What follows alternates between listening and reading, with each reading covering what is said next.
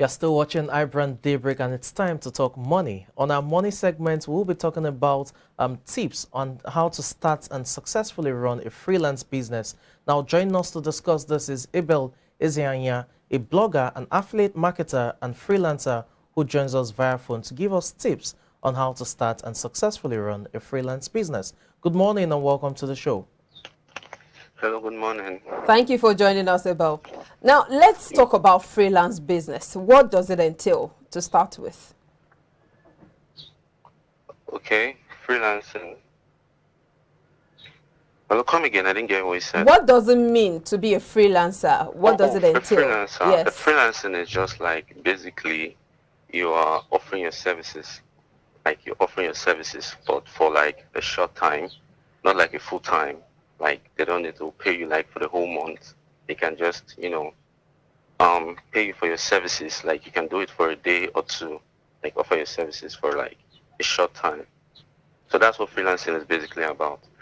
Okay, what are the various freelance businesses that the average person who is unemployed or wants to have, an extra source of income can delve into? Hello, Kind are of you? poor, so I'm not really hearing you clearly. Oh, okay. Can you hear me now? Yeah, but your voice is faint though. Oh, okay. I'll try to be more audible then. I said, what are the freelance businesses that the average person out there can delve into, either as another source of income or just as a business on its own? Okay. If I heard you clearly, you're asking what is like the average income. No, the different types of freelance businesses that the average unemployed youth can delve into, or someone who wants to use it as a side also. Okay. There are several freelancing platforms, to get into. There's like the Upwork, there's the Freelancer, there's the Fiverr. So it's basically where you want to offer your services, or the different platforms. You can offer your services as a designer, a web designer, a graphic designer, a writer, an editor. So it's just basically what you can do, like what you can do, what you can offer remotely, like what you can offer digitally, like. So if you can, a client, for instance, is looking for someone who can design a logo for him, for his brand. So, and this is something you can definitely, send remotely. Like there is no need for like a physical product. So if you can do the logo, you can contact the client and say, okay, I'll design this logo for you for like 3 days. I'll deliver it in 3 days for $20. So for instance, so in 3 days you are supposed to be done with that design and deliver it. So that's what freelancing is about. It doesn't necessarily mean you work 24 hours for like 30 days, like 9 to 5. So freelancing, you can work at your own free time. You can do the job at your own free time. Yes, but I'm wondering, Abel, how do you price? How do you charge? Especially when it comes to something that has to do with mental work. For instance, when you write or when you offer consultation services, how do you price? What are the factors or the things you put into place or you consider before you charge your clients? Before you start pricing for the service? Yes. Yes. Oh, okay. Well, it all depends on what you can do, like what what you're comfortable with. So if someone can say, I'll design the logo for you for like $5, but I cannot design something like that for $5. So it depends on my time and my skills that I can offer that service.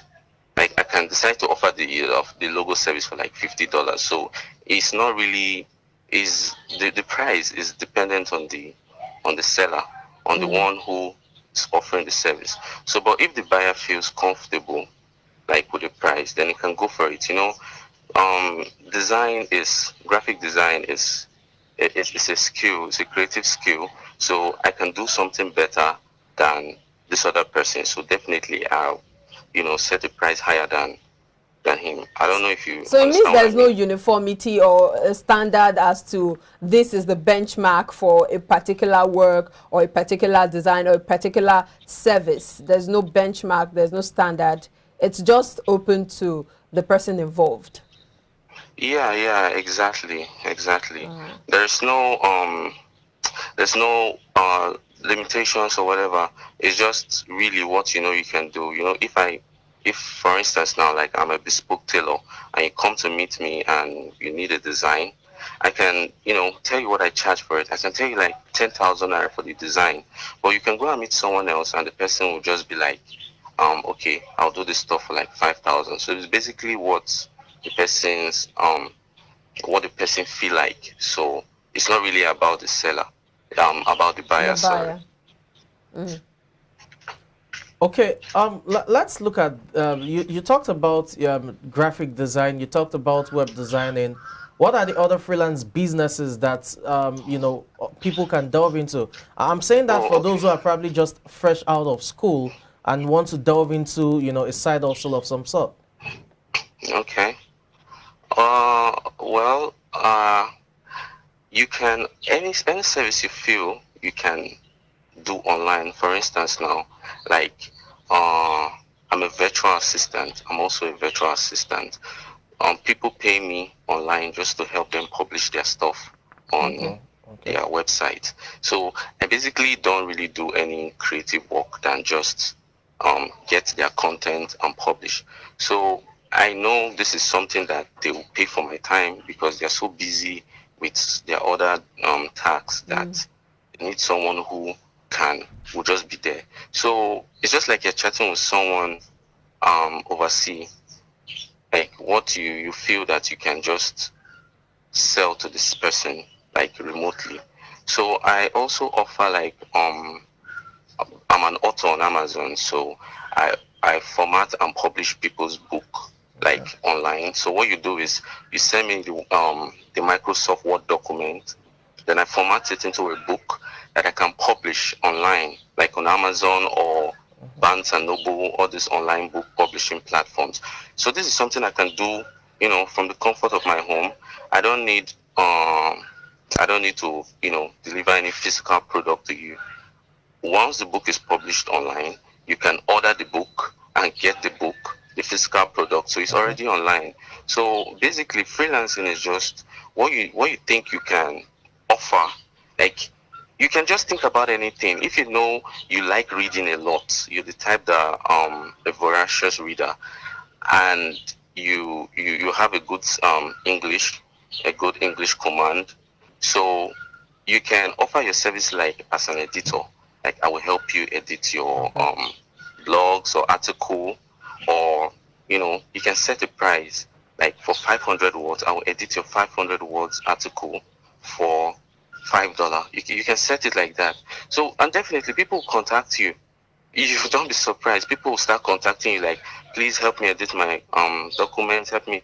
I get these messages every day. So at this point, I'm really picky because I don't want to invest my time in low quality, and so it, Okay. it needs to be worth my time Mm. and worth my effort. Okay. So that's what freelancing is about. There's no limitation to what you can do So how if do you you know you put can. yourself out there? How do you let people know this is what I want to do? This is how I want to be, how I want my services to be employed. How do you put yourself out there? Well, like I said, there are several freelancing platforms. So these platforms, once you're in this platform, you like publish your gigs, your services. Are they So like with social media platforms, or what platforms are you talking about? are they what? Sorry. Are they like social media platforms? Yeah. They are like they are freelancing platforms. Do you get? So once you publish your services there, you can share the gigs. They call it gigs. You can share the gigs to your social media. For people to see it. It's just like I have a website that sells, I have a shop, an online shop that sells a lot of stuff. I won't just keep the online shop to myself. I'll make it more visible. I will share it for people to see it. So that's just what freelancing is about. There is a platform, just like you're working with a company. You're working with a company, so once they pay you for a job, there's a percentage you take, like, maybe like 80%. They'll take 20% for like the servicing and everything. So your job is to make your stuff visible. It's just like owning a physical shop and telling people to come and buy from your shop. So you can create a lot of gigs, a lot of services. Like I have like close to like 20 gigs, 20 services. I offer, there's a gig I offer, like I'll write an article for you because I'm also a blogger. So I'm used to writing content and I offer that service on Fiverr. So when someone contacts me, please help me write an article related to this niche, I can write it. I can write about it. If I'm not too, versed about it, I can research about it, then offer that service. Offer like an editing skill, offer a logos, basically anything you can do. It's just what you can do. So the thing now boils down to you. Like, what can you do? What can you offer? If you know you don't have any skill at this point, so you know you need to start acquiring skills. I started just like a blogger, just a writer, but I kept going, I learned designing, graphic design, web design. I also offer web designing skills on Fiverr. So anyone can contact you. Like if they see any of these gigs online, they can contact you. Like I want you to help me design a website. Someone else tomorrow can come and say, I want to get my book published on Amazon. I don't know how to go about it. Can you help me do it? So basically that, I'm also a virtual assistant because I'm publishing their book. I'm, formatting the book. So these are the So processes. is there a And this place is, of mentorship in all of this? Someone to guide you, show you the way, and help you know what to do, what step to take at what point? come again, sorry. Is there a place of mentorship in freelancing? Do you need someone to guide you through, to show you how to go about it, what to do, what not to do, the mistakes to avoid, and all of that? Well, most definitely you need someone who's experienced. If you know you can't get that, then you know you're running alone, and that's the hardest part because you'll be acquiring skills like no one to hold your hand. So it just now boils down to how fast you can learn. But you learn faster if you have like an experienced someone guiding you along, like showing you the loopholes and showing you where and where not to go.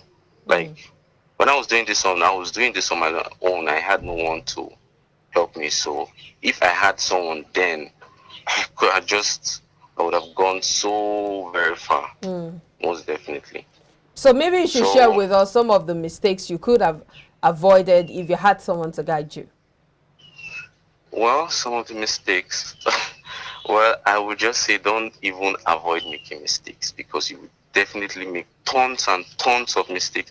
The key is actually making the mistakes and learning from them. Yeah, but having a So, guide would reduce the mistakes you would make. okay, mistakes to avoid. If we're just mistakes to avoid, you can avoid making, just avoid getting down when you make the mistake, because there's no guarantee that you won't make any mistake. That's the truth. That's basically what online business is about. You definitely make mistakes. Okay, let me hear your views regards tips that you can, give to freelancers on how to successfully run their freelance businesses. Come again, sorry. Tips for freelancers on how to successfully run their freelance businesses. Okay, well, the most important tip so far is acquire a high income skill. Okay. Acquire a high income skill, learn to promote your services, learn to be tech savvy, not really tech savvy, online savvy, how to understand all these, online platforms. Okay.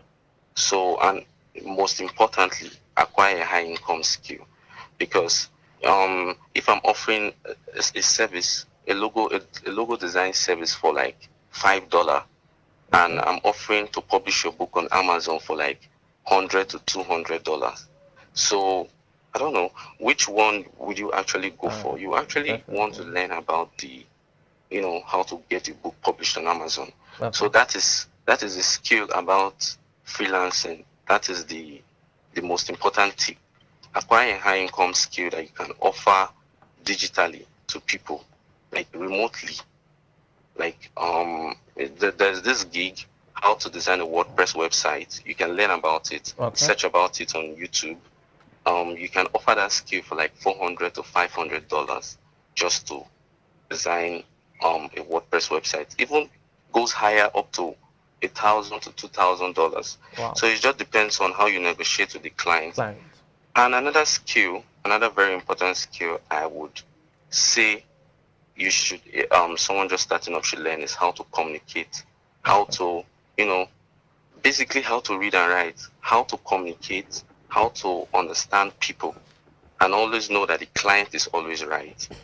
Because okay. Yeah. Thank you so much, Abel Ezeanya, for those instructive thoughts. Yeah, you're welcome. Thank you. Have a great day. It's been a pleasure. All right, Abel Ezeanya is an affiliate marketer and a blogger, and he's been talking to us about how to run a freelance business and make multiple streams of income. Well, we'll take a break. When we come back, it will be time with Sports Update with Samson Oloide. Please stay with us.